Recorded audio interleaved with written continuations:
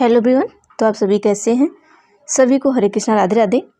जैसा कि आप सभी को पता है कि यहाँ पर जो ये वीडियो है आपको CDP पेपर 2 की ये वीडियो चल रही है, ठीक है। तो यहाँ पे हम लगभग आपको लगभग 13 वीडियो आपको दे चुके हैं। आज ये आपकी 14 वीडियो होगी और हम ये सोच रहे थे आप सभी को कि ये लगभग हम आपको 20 वीडियो देने के बाद आपको PRT का स्टार्ट कर दें, क्योंकि PRT भी आप पढ़िए, दोनों आप पढ़ेंगे तो आपको दोनों जो पेपर है वो आपके दोनों पेपर में काम देगा।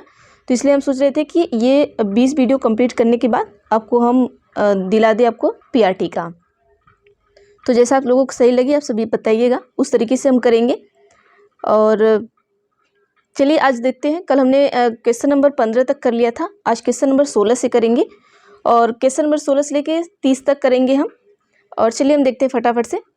देखिए क्वेश्चन नंबर 16 में आपको 2 ही ऑप्शन देंगे, इसी में से आपको उत्तर बताना है। क्वेश्चन है समावेशी शिक्षा किस पर बल देती है? ऑप्शन आपका है, ऑप्शन ए है प्रत्येक छात्र की क्षमता को बढ़ाने पर, ऑप्शन बी है सीखने में कमियों के रूप में देखने पर।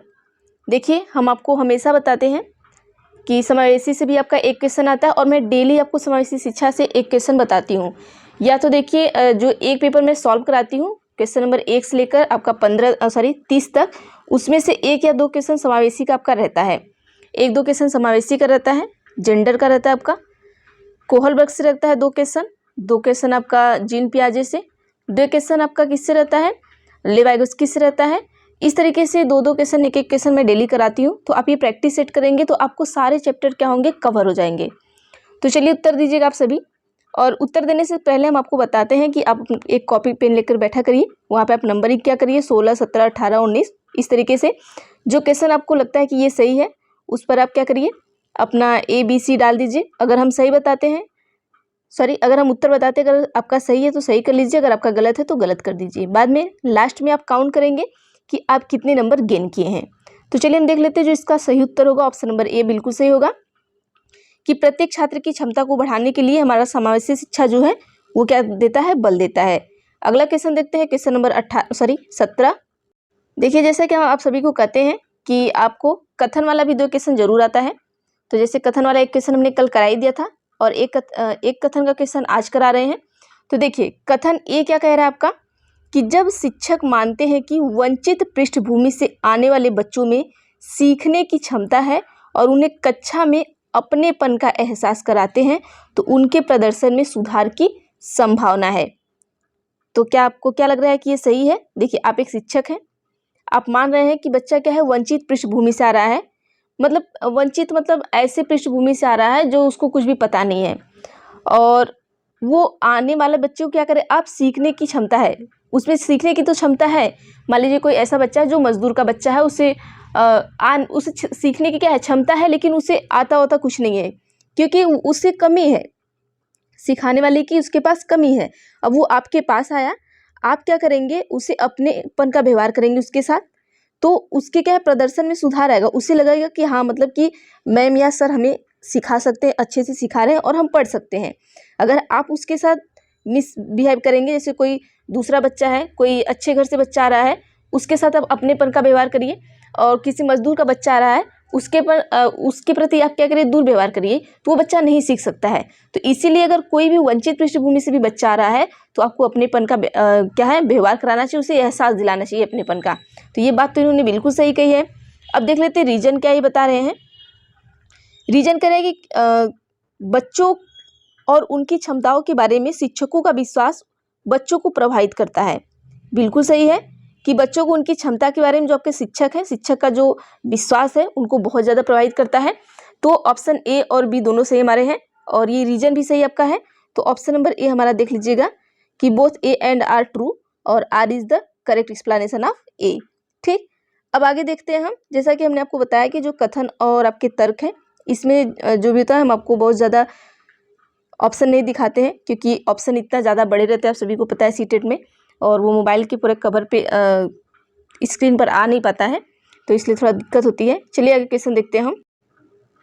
क्वेश्चन नंबर 18 क्या पूछा है यहाँ से कि डैश दिया है, से सामग्री की प्रस्तुति डैश को सुगम बनाती है। ठीक है,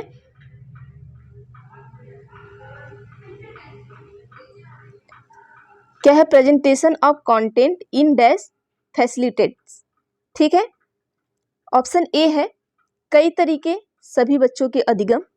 बी है, देखिए आपको क्या करना है, जैसे कि ये कई तरीके हम पढ़ रहे हैं ना, बताते भी पहले ऑप्शन पढ़ लेते हैं। बी है कई तरीके केवल विशेष बच्चों के अधिगम। सी है कई एक समान तरीके सभी बच्चों के अधिगम। डी है एक समान तरीके केवल विशेष बच्चों के अधिगम। अब देखिए आपको जैसे ये कई तरीके हैं तो इसको यहाँ भर के देखना है, और सभी बच्चों के अधिगम है तो यहाँ भर के देखना है। अब आपको क्या सही लग रहा है? अब इसमें देखिए आपको नेगेटिव और पॉजिटिव पॉइंट, 2 पॉइंट से आप इस क्वेश्चन को आराम से पकड़ सकते हैं। जैसा कि हम आपको हमेशा नेगेटिव और पॉजिटिव पॉइंट बताते हैं तो आप पकड़ सकते हैं। क्वेश्चन नंबर 18 का हम आंसर देखते हैं। अब आइए ऑप्शन नंबर डी से देखते हैं। एक समान तरीके, ठीक है, केवल विशेष बच्चों के अधिगम। तो हम ऐसा नहीं कि बस विशेष बच्चों के अधिगम को ही सुगम बनाएंगे, ऐसा तो नहीं है। ठीक, तो ये हमारा यही गलत हो जाता है, क्योंकि केवल हमारा क्या है, निगेटिव पॉइंट है, ये ऐसे ही गलत हो गया।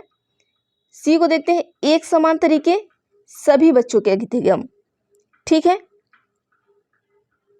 अब एक समान तरीके हम नहीं अपनाएंगे, किसी भी चीज़ की प्रस्तुत किसी भी चीज़ को करेंगे तो सिर्फ एक तरीके से हम नहीं अपनाएंगे, कई तरीके से अपनाएंगे।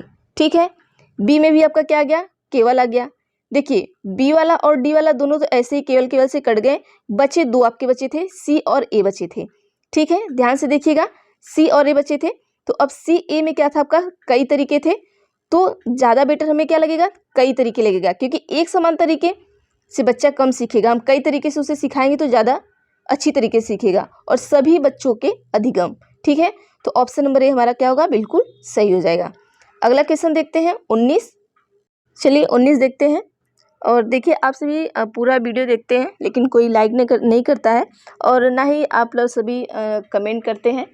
तो देखिए आप सभी 1 सेकंड निकाल के कमेंट कर दिया करिए, क्योंकि मैं इतना टाइम निकाल के अपने टाइम में से अगर आपको मैं वीडियो प्रोवाइड कर रही हूँ, तो प्लीज़ आप इतना कर सकते हैं कि एक कमेंट कर दिया करिए, ताकि हमें पता चले कि वीडियो कैसी बनी है, आपको समझ में आ रहा है नहीं आ रहा है। चीज़ें जहाँ पे आपको डाउट हो वो भी पूछा करिए आप सभी, कि हाँ मैम यहाँ पर डाउट है या इस क्वेश्चन में डाउट है, तो मैं उस कमेंट का रिप्लाई भी करूँगी। और देखिए मैं कोई भी कमेंट करता है तो मैं सारे कमेंट का क्या करती हूँ, रिप्लाई करती हूँ। मुझे जब भी टाइम मिलता है मैं कमेंट का रिप्लाई ज़रूर करती हूँ। तो आप सभी कमेंट किया करिए और अपने दोस्तों में सब में शेयर किया करिए, ताकि वे भी पढ़ें। चलिए देखते हैं अगला क्वेश्चन। हम क्वेश्चन नंबर कौन सा है आपका, देख लीजिएगा। क्वेश्चन नंबर देखिए 19 है। अब क्वेश्चन हम पढ़ते हैं। ठीक है, देखिए क्वेश्चन क्या आपका है कि सीखने की अक्षमता वाले छात्रों के लिए निम्नलिखित में से कौन सा उचित समायोजन नहीं है, इसका ध्यान रखना है। ठीक है, सारे लोग नहीं का ध्यान नहीं रखते हैं और क्वेश्चन यहीं पे क्या करते हैं, इधर उधर कर देते हैं। ऑप्शन ए है कार्यों के बीच बार बार विराम के लिए समय। बी है परीक्षण के लिए आवंटित समय का विस्तार। सी है न्यूनतम विकर्षों के साथ कार्यस्थल प्रदान करना। डी है मूल्यांकन के लिए मानकीकृत परीक्षण।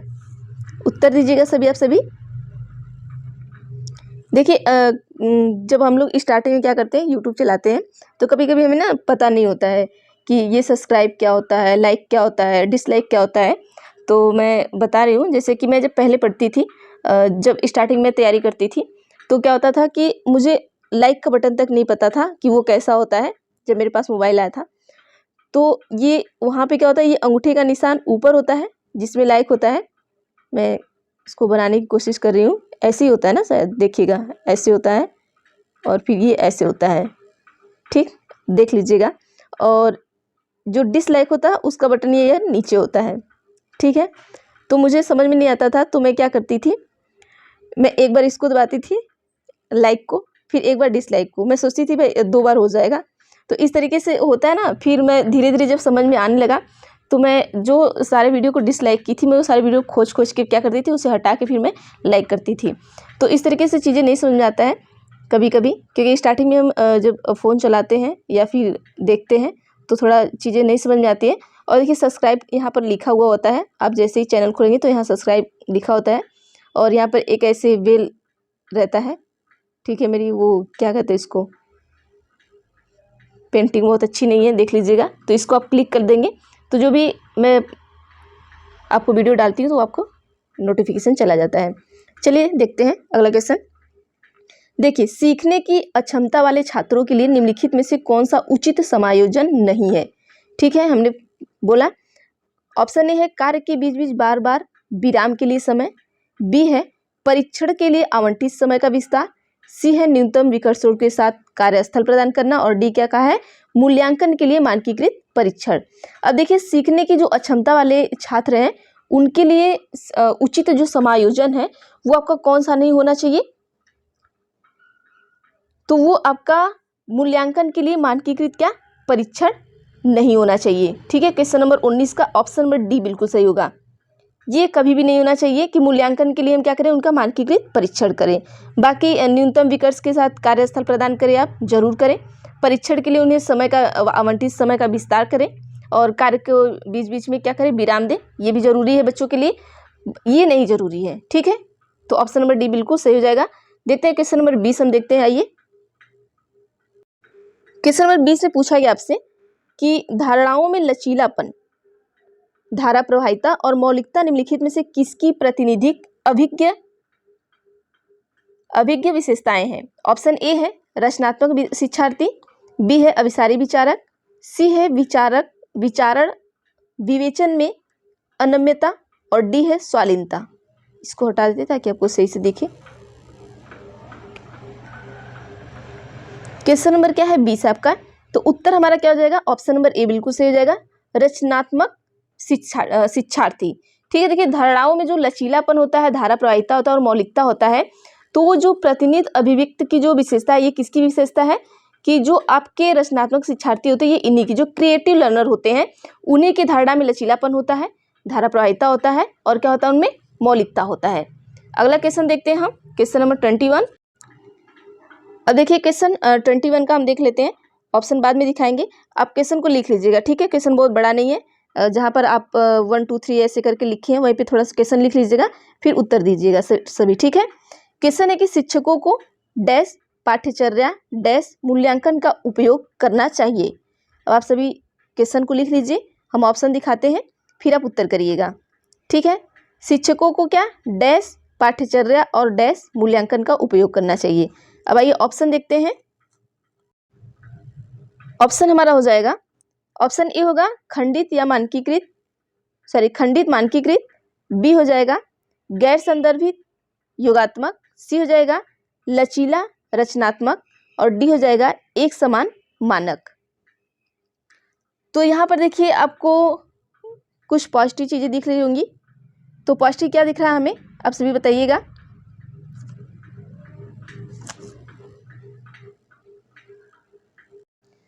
चलिए यहाँ पर देख लेते हैं जो हमारा पॉजिटिव दिख रहा है, क्या दिख रहा है आपको, फ्लेक्सिबल और फॉर्मेटिव दिख रहा है, तो ऑप्शन नंबर सी हमारे यहाँ पर सही हो जाएगा। क्वेश्चन आप सभी लिखे होंगे, मिला लीजिए। अगला क्वेश्चन देखते हैं, क्वेश्चन नंबर 22 है। देखिए क्या है यहाँ पर, थोड़ा क्वेश्चन बड़ा होने की वजह से थोड़ा प्रॉब्लम हो जाती है किसी किसी क्वेश्चन में, तो आप थोड़ा एडजस्ट कर लिया करिए। क्वेश्चन है कि एक शिक्षक को छात्रों को प्रवाही समस्या समाधानकर्ता बनने में सक्षम किस प्रकार बनना चाहिए। ऑप्शन ए है भय उत्पन्न करके, बी है तनाव और तनाव को प्रेरित करके, सी है निष्क्रिय संस्मरण रणनीतियों के उपयोग को प्रोत्साहित करके, डी है एक समान सोच के उपयोग को प्रोत्साहित करके। तो देखिए पूछा क्या है कि एक शिक्षक को छात्रों को प्रभावी समस्या समाधानकर्ता बनने में सक्षम किस प्रकार बनना चाहिए।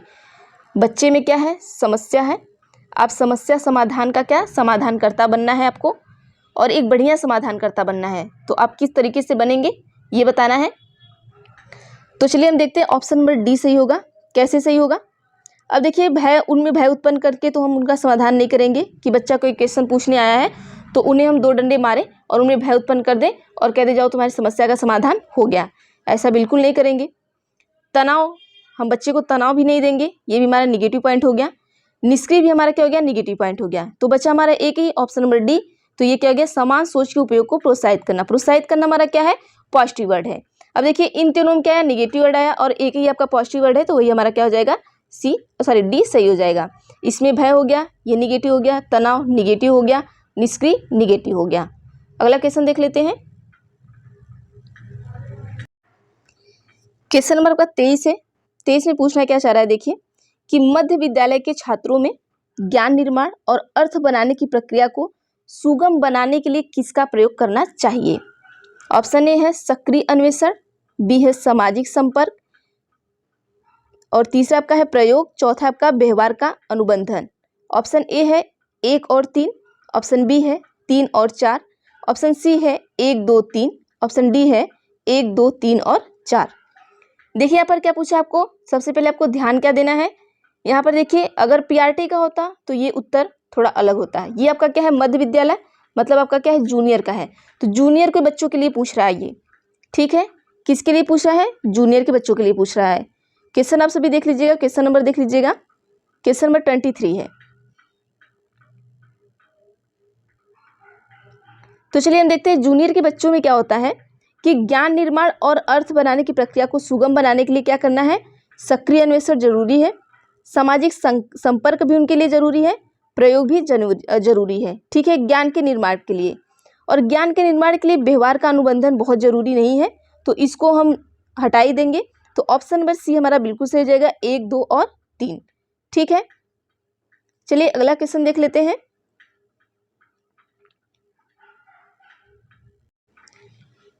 क्वेश्चन नंबर 24 आपका है कि निम्नलिखित में से कौन सी रणनीति छात्रों की अवधारणात्मक समझ को बढ़ावा नहीं देगी। देखिए पूछा क्या है, नहीं देगी, ठीक है।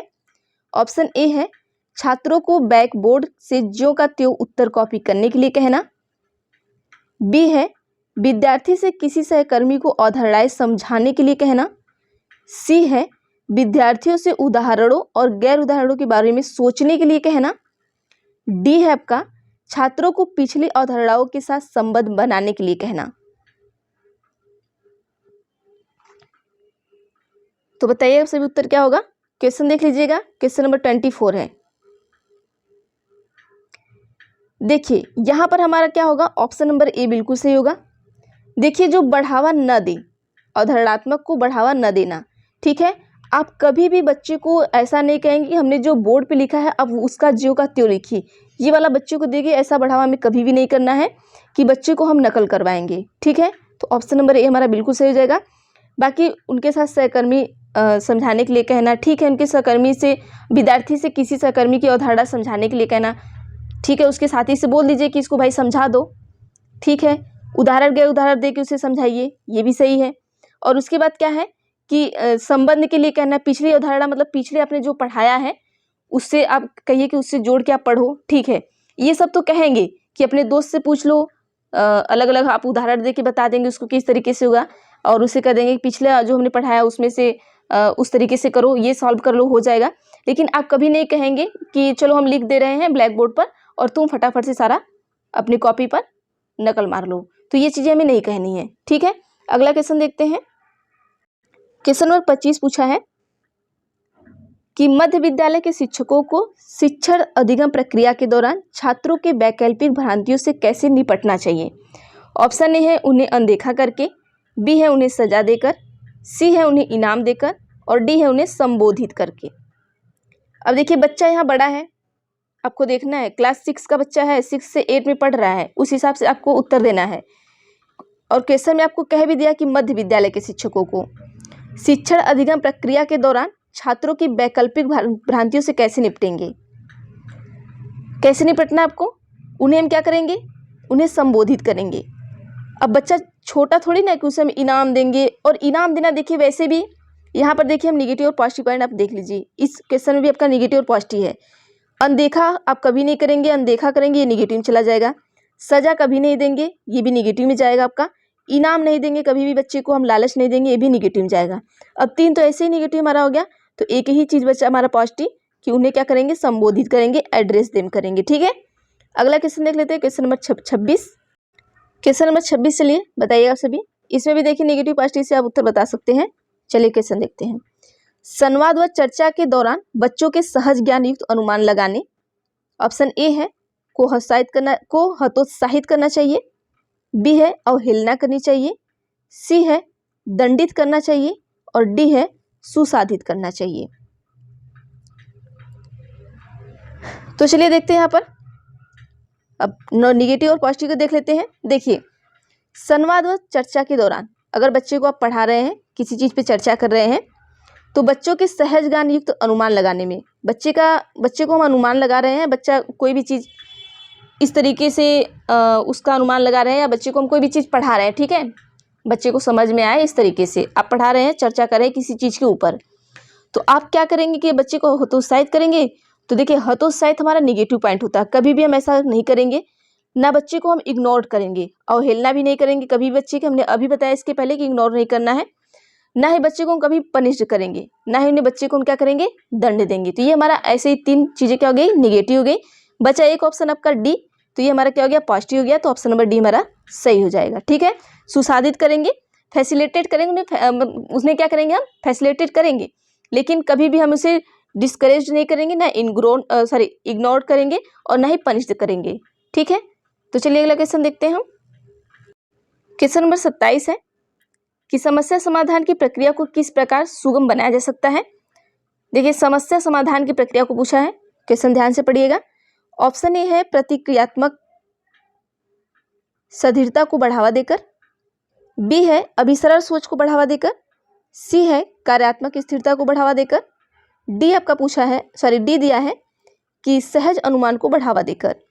तो देखिए, समस्या का समाधान करना है आपको, तो यहाँ पर प्रक्रिया को किस प्रकार आप सुगम बनाएंगे। आप एक टीचर हैं तो आपको क्या करना चाहिए, तो देखिए, किसी भी समस्या को हमें सुगम बनाना है, सहज बनाना है, तो हम क्या करेंगे, सहज अनुमान को बढ़ावा देकर करेंगे। ठीक है, हमारा ऑप्शन नंबर डी बिल्कुल सही हो जाएगा। अब आइए देखते हैं बाकी के ऑप्शन में। रिस्पॉन्स सेट, ठीक है, अभिसरण सोच को बढ़ावा देंगे, ये सारी चीज़ें मतलब कि फिक्स्डनेस को तो हम कभी भी बढ़ावा नहीं देंगे, स्थिरता को हम कभी बढ़ावा नहीं देंगे। ठीक है, समस्या का समाधान करना है बच्चे में, तो हमेशा हम अपना अनुमान लगा, सहज अनुमान मतलब कि एक सरल अनुमान से उन्हें बताएंगे किसी चीज़ को। तो ऑप्शन नंबर डी सही हो जाएगा हमारा, ये देख लीजिएगा। 28 चलते हैं हम। क्वेश्चन नंबर 28 देखिए, बहुत ही बड़ा है। देखिए, शायद आपकी स्क्रीन पे आता है कि नहीं आता है, और क्लियर तो दिखना चाहिए, देख लीजिएगा एक बार आप। क्वेश्चन है कि मध्य विद्यालय की कक्षा में छात्रों के बीच प्रतिस्पर्धा को, ऑप्शन ए है प्रोत्साहित किया जाना चाहिए, क्योंकि विजेता और हारे हुए बच्चों के नामीकरण उन्हें रचनात्मक रूप से सीखने के लिए प्रेरित करते हैं, बी है नज़रअंदाज किया जाना चाहिए और छात्र को यह तय करने के लिए छोड़ दिया जाना चाहिए कि क्या वे प्रतिस्पर्धा करना चाहते हैं, सी है प्रोत्साहित किया जाना चाहिए क्योंकि यह छात्रों की प्रतिस्पर्धी बाजार आधारित अर्थव्यवस्थाओं में शामिल होने के लिए तैयार करता है, डी है हतोत्साहित किया जाना चाहिए क्योंकि यह छात्रों के तनाव और चिंता को बढ़ाता है, जिससे उनके संज्ञानात्मक विकास में बाधा आती है। अब देखिए, छात्रों के बीच जो प्रतिस्पर्धा है उसके बारे में पूछा है आपको, तो क्या करना चाहिए, आंसर दीजिएगा। चलिए, यहाँ पर हम देखते हैं, यहाँ पर भी आपको पॉजिटिव और निगेटिव वर्ड देख सकते हैं। तो देखिए, क्वेश्चन नंबर 28,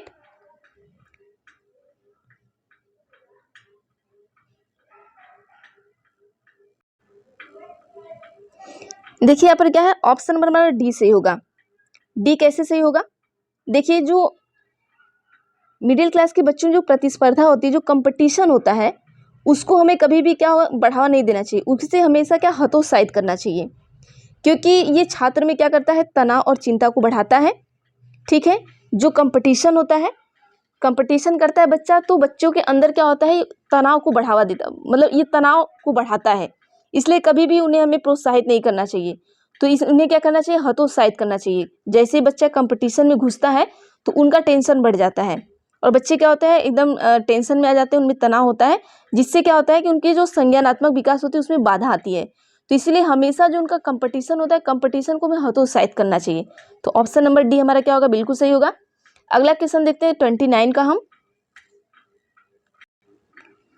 देखिए 29 क्वेश्चन देखिए, और देखिए 28 में अभी आप सभी कहेंगे कि मैम जो हतोत्साहित है वो आपका निगेटिव पॉइंट है, तो आप कही थी निगेटिव और पॉजिटिव, तो ठीक है निगेटिव पॉइंट है, लेकिन क्वेश्चन भी आपका देखिए कैसा पूछा है, क्वेश्चन भी आपका निगेटिव ही पूछा है। ठीक है, जब क्वेश्चन निगेटिव पूछा है तो आंसर भी हमारा निगेटिव में ही रहेगा। जैसे उसने पूछा है कि कंपटीशन को, तो कंपटीशन हमारा इस तरीके से पूछा है कि कंपटीशन को क्या करना चाहिए, तो उन्हें हतोत्साहित करना चाहिए। यहाँ बच्चे को नहीं दिया है, बच्चे को नहीं दिया। देखिए जब बच्चे को पूछे कि हतोत्साहित करना चाहिए कि नहीं करना चाहिए, जब बच्चा आएगा तब ये नेगेटिव और अब हमारा पॉजिटिव चलेगा। यहाँ पर क्या है आपका कंपटीशन आया, प्रतिस्पर्धा आया है। प्रतिस्पर्धा मतलब कंपटीशन का मतलब एक तरीके से समझ लीजिए कि एक दूसरे से कंपटीशन में होता है ना कि बदले की भावना आ जाती है, इस तरीके से। तो बदले की भावना को हमें हतोत्साहित करना चाहिए, ठीक है।